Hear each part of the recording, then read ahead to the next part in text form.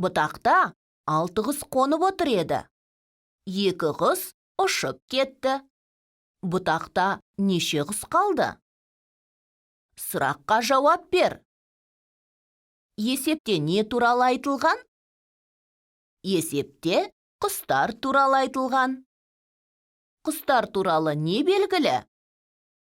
6 құстың отырғаны, 2 құстың ұшып кеткені белгілі. Отырғаны 6 құс, ұшып кеткені 2 құс. Не белгісіз? Неше құстың қалғаны белгісіз. Қалғаны сұрақ. Шешуін жаз. Қанша қалғанын қалай табу керек? Қанша қалғанын табу үшін жалпы санынан белгілі санды азайтамыз. Жауабын жаз. Жауабы қалғаны 4 құс.